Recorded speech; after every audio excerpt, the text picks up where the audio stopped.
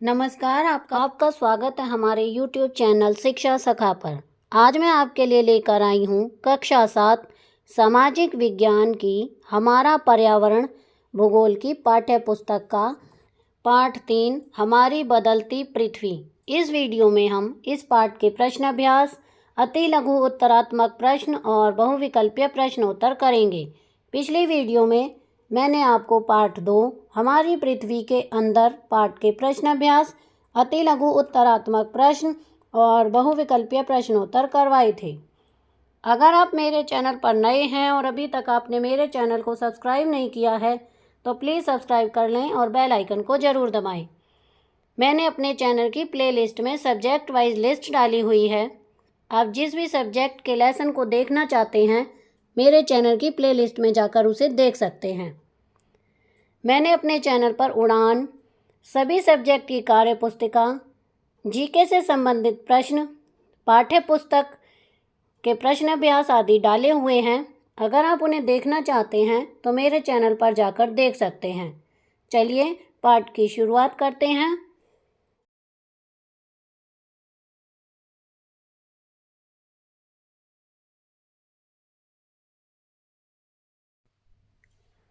अब हम इस पाठ के प्रश्न अभ्यास करेंगे। पहला प्रश्न है, निम्न प्रश्नों के उत्तर दीजिए।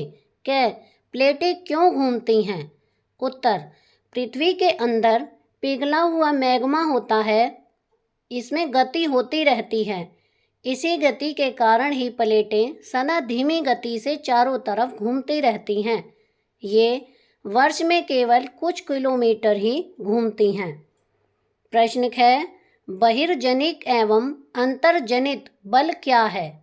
उत्तर, बहिर्जनिक बल वह बल जो पृथ्वी की सतह पर पैदा होता है उसे बहिर्जनिक बल कहते हैं। अंतर्जनित बल जो बल पृथ्वी की आंतरिक भाग में घटित होता है उसे अंतर्जनित बल कहते हैं। प्रश्न गए, अपर्दन क्या है?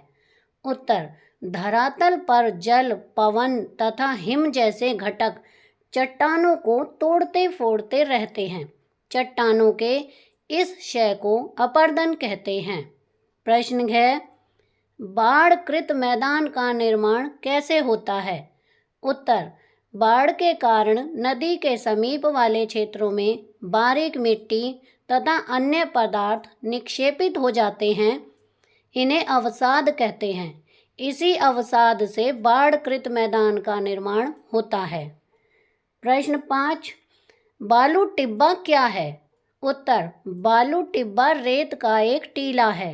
रेगिस्तान में पवन रेत को एक स्थान से दूसरे स्थान पर उड़ाकर ले जाती है।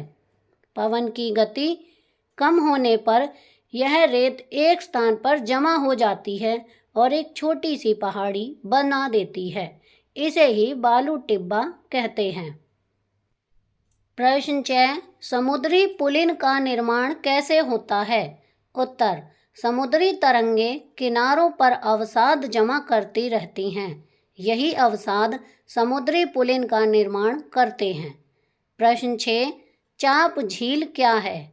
उत्तर, नदी विसर्पों के किनारे पर लगातार अपर्दन तथा निक्षेपण करती रहती है। इस क्रिया से विसर्प लूप के सिरे समीप आते जाते हैं और कुछ समय बाद विसर्प लूप नदी से अलग हो जाते हैं और अलग झील बना लेते हैं। इस झील को ही चाप झील कहते हैं। प्रश्न 2, सही उत्तर चिन्हित कीजिए। इनमें से कौन सी समुद्री तरंगों की विशेषता नहीं है? नंबर 1 शैल, नंबर 2 किनारा, नंबर 3 समुद्री गुफा। इसका सही उत्तर है 1 शैल। हिमनद की निक्षेपण विशेषता है 1 बाढ़कृत मैदान, 2 पुतलिन, 3 हिमोड़। इसका सही उत्तर है 3 हिमोड़। पृथ्वी की आकस्मिक गतियों के कारण कौन सी घटना होती है? 1 ज्वालामुखी, 2 बलन, 3 बाढ़कृत मैदान। इसका सही उत्तर है 1 ज्वालामुखी।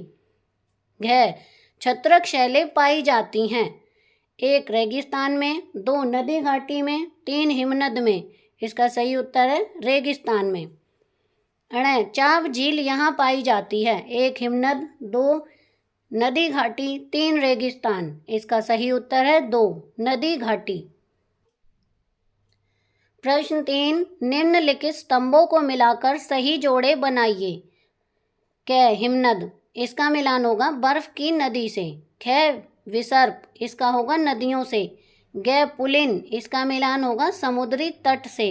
घ बालू का टिब्बा, इसका मिलान होगा रेगिस्तान से। अण जलप्रपात, इसका मिलान होगा कठोर संस्तर शैल। च भूकंप, इसका मिलान होगा पृथ्वी का कंपन। प्रश्न 4, कारण बताइए। क कुछ शैल छत्रक के आकार में होते हैं। उत्तर, रेगिस्तान में पवन शैल के निचले भाग को काट देती है। इससे शैल का आधार छोटा और बड़ा होकर छत्रक के आकार की बन जाती है। ख बाढ़कृत मैदान बहुत उपजाऊ होते हैं। उत्तर, बाढ़कृत मैदान नदी के द्वारा तटों के पास बनाए जाते हैं। ये मिट्टी के बारीक कणों से बने होते हैं। यह मिट्टी बहुत उपजाऊ होती है। ग समुद्री गुफा स्टैक के रूप में परिवर्तित हो जाती हैं। उत्तर, एक समय ऐसा आता है जब समुद्री गुफा की केवल छत ही बचती है। लगातार अपरदन से छत भी टूट जाती है और दीवार शेष रह जाती है। ये ही स्टैक कहलाती हैं। इस प्रकार ये गुफाएं स्टैक में बदल जाती हैं। घ भूकंप के दौरान इमारतें गिरती हैं। उत्तर, स्थलमंडलीय प्लेटों के गति करने पर पृथ्वी की सतह पर कंपन पैदा होता है। यह कंपन पृथ्वी के चारों ओर गति कर सकती है। इस कंपन को भूकंप कहते हैं। भूकंप आने पर इमारतें गिर जाती हैं। अब हम बहुविकल्पीय प्रश्नोत्तर करेंगे। पहला प्रश्न है, भूपर्पटी पर एक खुला छिद्र होता है। ए हिमनद, बी ज्वालामुखी, सी विसर्प, डी चाप झील। इसका सही उत्तर है बी ज्वालामुखी। प्रश्न 2, भूकंप के कारण सर्वाधिक हानि होती है। ए उद्गम केंद्र में, बी अधिकेंद्र से दूरस्थ भाग में, सी अधिकेंद्र के निकटतम भाग में, डी मैदानी भाग में। इसका सही उत्तर है सी अधिकेंद्र के निकटतम भाग में। प्रश्न 3, एक प्रकार की भूकंपीय तरंग है। ए अनुदैर्घ्य, बी तरंग, बी अनुप्रस्थ तरंग, सी पृष्ठीय तरंग, डी उपरोक्त सभी। इसका सही उत्तर है डी उपरोक्त सभी। प्रश्न 4, भूकंप की तीव्रता मापने की इकाई है। ए रिएक्टर स्केल, बी भूकंप मापी, सी भूकंप लेखी, डी उपरोक्त सभी। इसका सही उत्तर है ए रिएक्टर स्केल। प्रश्न 5, नदी द्वारा बनाया गया भूदृश्य है। ए चाप झील, बी विसर्प, सी जलप्रपात, डी उपरोक्त सभी। इसका सही उत्तर है डी उपरोक्त सभी। प्रश्न 6, बाढ़कृत मैदान का निर्माण किसके द्वारा होता है। उत्तर, ए नदी, बी पवन, सी हिमनद, डी समुद्री तरंग। इसका सही उत्तर है ए नदी। प्रश्न 7, नदी के उत्थित तट क्या कहलाते हैं। ए हिमोड़, बी तटरेखा, सी तटबंध, डी तटीय मेहराब। इसका सही उत्तर है सी तटबंध। प्रश्न 8, नदी के मुहाने पर बनने वाला स्थल रूप है। ए विसर्प, बी डेल्टा, सी जलप्रपात, डी छत्रक शैल। इसका सही उत्तर है बी डेल्टा। प्रश्न 9, समुद्री तरंग द्वारा बनाई गई दीवार जैसी आकृतियां कहलाती हैं। ए समुद्री गुफा, बी समुद्री भृगु, सी तटीय मेहराब, डी स्टैक। इसका सही उत्तर है डी स्टैक। प्रश्न 10, रेगिस्तान में अपरदन एवं निक्षेपण का प्रमुख कारक है। ए पवन, बी बहता हुआ जल, सी हिमनद, डी उपरोक्त सभी। इसका सही उत्तर है ए पवन। प्रश्न 11, पवन द्वारा बनाई गई भू आकृति नहीं है। ए छत्रक शैल, बी बालू टिब्बा, सी लोएस, डी हिमोड़। इसका सही उत्तर है डी हिमोड़। अब हम अति लघु उत्तरीय प्रश्न करेंगे। पहला प्रश्न है, स्थलमंडलीय प्लेटें क्या होती हैं। ए भूपर्पटी में अनेक छोटी बड़ी प्लेटें हैं, इन्हें स्थलमंडलीय प्लेटें कहते हैं। प्रश्न 2, भूकंप किसे कहते हैं। उत्तर, स्थलमंडलीय प्लेटों की गति के कारण पृथ्वी की सतह पर कंपन होने लगता है। इस कंपन को भूकंप कहते हैं। प्रश्न 3, भूकंप का अधिकेंद्र क्या होता है। उत्तर भूमि की सतह पर वह स्थान जो भूकंप के उद्गम केंद्र के सबसे निकट होता है भूकंप का अधिकेंद्र कहलाता है। अधिकेंद्र से कंपन बाहर की ओर तरंगों के रूप में निकलते हैं। प्रश्न 4, भूकंप द्वारा सबसे अधिक हानि कहाँ होती है? उत्तर अधिकेंद्र के निकटतम भाग में। प्रश्न 5, ज्वालामुखी क्या होता है?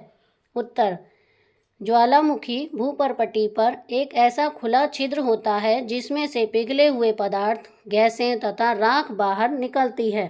प्रश्न 6, भूकंप मापी क्या होता है? उत्तर भूकंप मापी भूकंप की तीव्रता मापने का यंत्र है। प्रश्न 7, भुज में भूकंप कब आया था? इसकी तीव्रता क्या थी? उत्तर भुज में भूकंप 26 जनवरी 2001 को आया था। रिएक्टर स्केल पर इसकी तीव्रता 6.9 थी। प्रश्न 8, विश्व का सबसे ऊंचा जलप्रपात कौन सा है? नियाग्रा जलप्रपात कहाँ स्थित है? उत्तर विश्व का सबसे ऊंचा जलप्रपात दक्षिण अमेरिका के वेनेजुएला का एंजल जलप्रपात है।